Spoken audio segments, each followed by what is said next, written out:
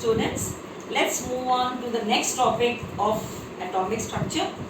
In the last video, what we did was Bohr's model of atom we have discussed, what all postulates he had given, some calculations we have discussed about Bohr's model. We also spoke about spectrum. In that spectrum, we have studied Lyman, Balmer, Paschen, bracket. That means when the electron is going to the higher orbit, while coming back, it emits out energy. It emits out energy. That energy we discussed, it is coming out in the form of radiations. That means till now we have discussed that the emitted energy comes out in the form of waves. We have discussed that. But later on, Max Planck gave Planck's quantum theory. Planck's quantum theory. According to this theory, whatever radiations are emitted, they are coming out in the form of the wave, but they are not continuous. In a way, they are made up of, they are having small packets of energy. They are having small packets of energy, and each packet he termed it as quanta.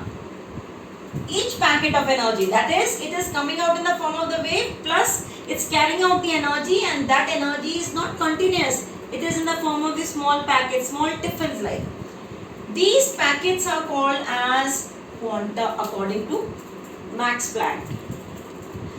So each packet of energy has some fixed amount of energy. How much energy does it have according to him? Each packet is having E is equal to h nu. He said E is equal to n h nu. That is, we can say the energy is quantized.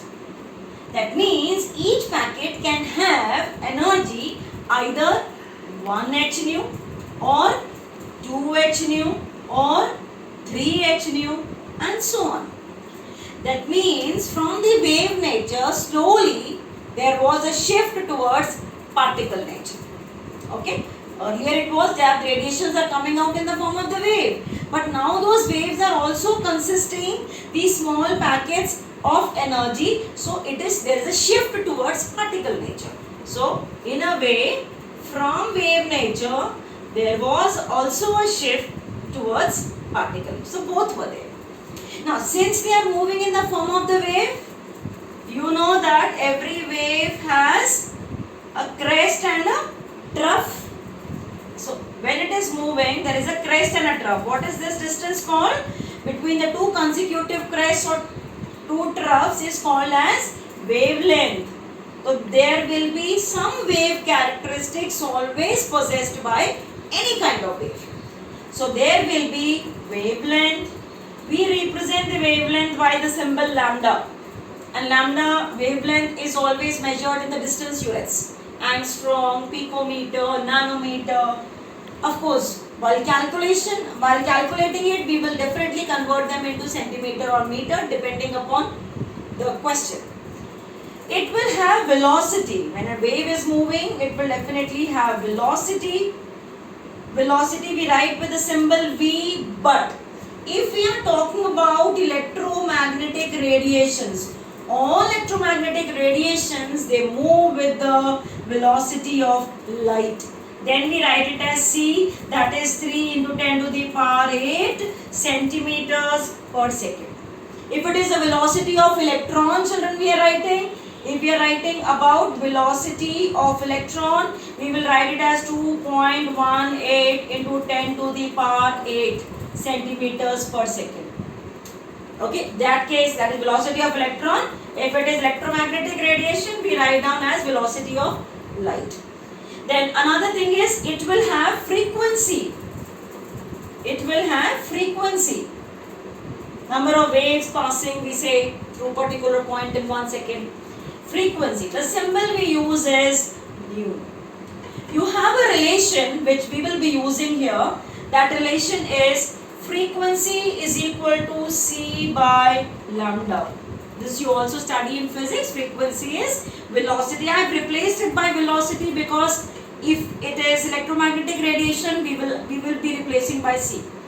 So frequency is c by lambda. Children, we have done one more relation here. E is equal to h nu. We can substitute instead of nu one more thing. We can write like that. E is equal to h c by lambda. Instead of nu, I have written c by lambda. So we will be using these equations, these formulas for solving the numericals also. Please note down, and taking this fact of quantum, that is Planck's quantum theory. There was another theory which was introduced, not exactly a theory, it was a hypothesis which was introduced. We will be discussing about it. First you note down this. Yes, now we will talk about de Broglie's theory, hypothesis. He proposed dual nature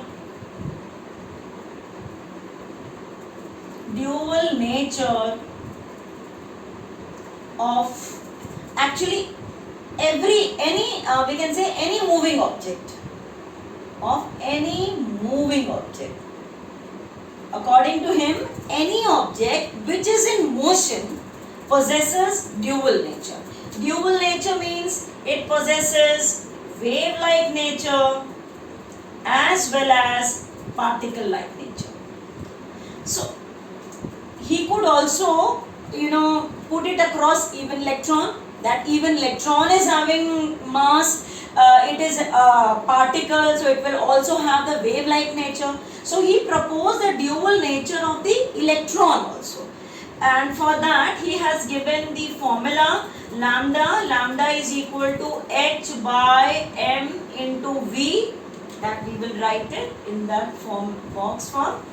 Lambda is equal to h by mv, where lambda is wavelength, h is Planck's constant, and what is this m? M is mass. Actually it is mass of particle, any particle, but when he proposed for electron, then we have to write down it as the mass of electron, depending upon what particle it is. See, overall, instead of this moving object, we can write moving particle. Any moving particle will have a dual nature. So mass of the particle, v is velocity of that particular particle, velocity of the particle with which it is moving. So that lambda is equal to h by mv. mv is also referred to as momentum. So we can also write instead of this another form, lambda is equal to h by p. This is another formula, lambda is equal to h by p. This is called as de Broglie's wavelength. Okay, and this was also calculated using two different theories. We have, according to Planck's theory, you have energy is equal to h nu. According to Einstein, you have that Einstein's equation. According to Einstein's equation, E is equal to mc square. So instead of this nu, we are writing c by lambda. Just now we have discussed frequency is velocity by wavelength. So h c by lambda. This is also energy, even this is form of energy. So he equated these two. When you equate them, hc by lambda is equal to mc square. So one c gets cancelled. If we rearrange it, we will get h by mc is equal to lambda. We are getting this. It is velocity of light only, that is if we are writing velocity of light, because mainly we talk about the electromagnetic radiation, so we have taken it this way. Okay, but one thing now, we are saying it is applicable for all moving particles. Fine, but will it be applicable? We have to see that. If the mass is too high, if the mass is more, then the wavelength will be very less. Let us write down. For electron, mass of electron is around 9.1 into 10 to the power minus 28 grams. Mass of electron. Suppose we want to apply this to the mass of the ball, cricket ball. Ball we are throwing it. Say mass of the cricket ball we are having somewhere around 50 gram or 100 gram, nearly, roughly I am taking say 50 gram. See, there is lot of difference between this mass and this mass. This is 10 to the power minus 28. So if this mass is too less, the wavelength will be appreciable. We can measure it. If the mass is too high, so we can say that this particular hypothesis is only applicable for microscopic particles. This is only applicable for microscopic particles, not for macroscopic particles. Not that when we are also moving or car is moving with some velocity, then also it will be moving in the form of the wave. No, because the mass is too high for the wavelength to be calculated. So one drawback of this theory was, this hypothesis was, it is only applicable for microscopic particles. But for Bohr, it was a blow to his theory. Okay, so you note down this, further we have to discuss something.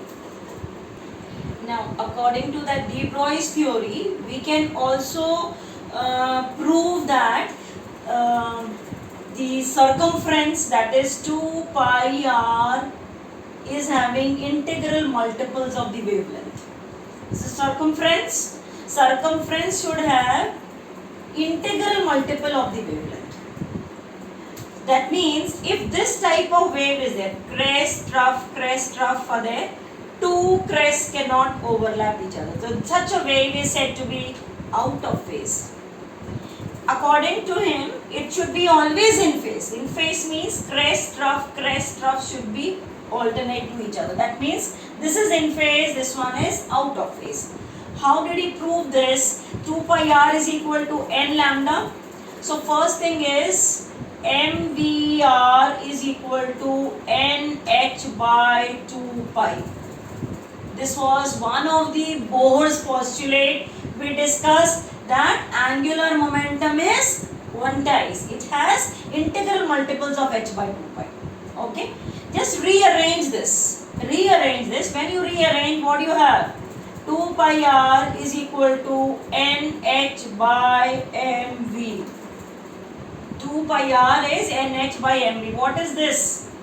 Lambda. According to de Broglie, you have lambda is equal to h by mv. So we can write like this: 2 pi r is equal to n lambda. That means circumference has integral multiples of the wavelength. That means 1 lambda, 2 lambda, 3 lambda, not in between. Okay, there is one question also given in NCERT book saying that prove that it has circumference has integral multiples of the wavelength. Please write down this. Now let's move on to Heisenberg's uncertainty principle. Now it says that it is impossible to determine the exact position and momentum of microscopic particles accurately and simultaneously. Now let us understand what this principle says. It says, suppose we want to determine the position of the electron in the atom. Okay, say this is the nucleus and you have the electron here moving around. We want to determine the position. These are all microscopic particles, so we won't be able to see with our eyes. Light of high energy and very less wavelength has to fall on it, then they become visible under ultra microscopes. So when that light of high energy falls on it, it deviates from the path. That means its position will be wrong. Its velocity obviously will be wrong because it will shift from its position. So what all calculations were done by Bohr are now proved to be wrong, are incorrect. So we say that one of the major failure of Bohr's theory was de Broglie's hypothesis and Heisenberg's uncertainty principle. So if we try to measure one accurately, the other one goes wrong. One means if we try to measure the position correctly, momentum will be wrong. Both together we won't be able to determine accurately and simultaneously. Okay, so he gave a formula also. So that formula he had given like this: delta x into delta p is greater or equal to h by 4 pi, where delta x is uncertainty in measuring position.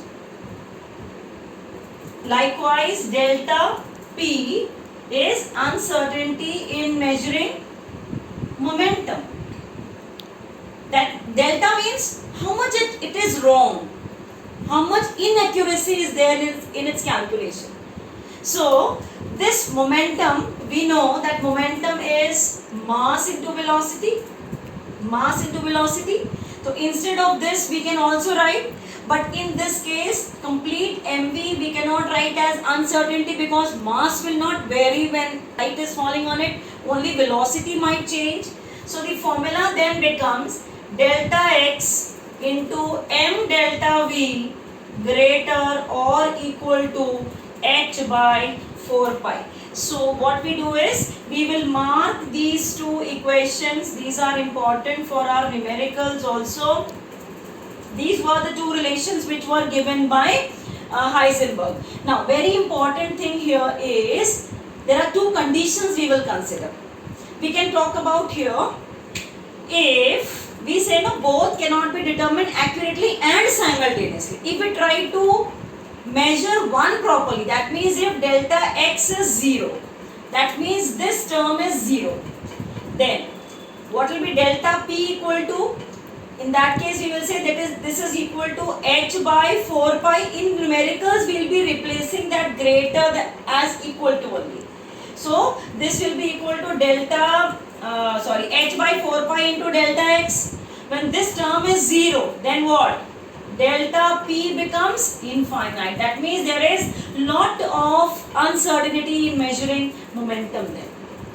Another condition, if we take, if delta p is 0, then we say delta x will be h by 4 pi into delta p. So this will be 0 then. So what will be this then? If this is 0, delta x becomes equal to, then delta x becomes, it's infinity. Okay? If this we have assumed as 0, this we have assumed as 0. If it is 0, then the other thing becomes uncertain. Means there will be more inaccuracy in measuring that. So together we will not be able to measure them accurately. Please note down.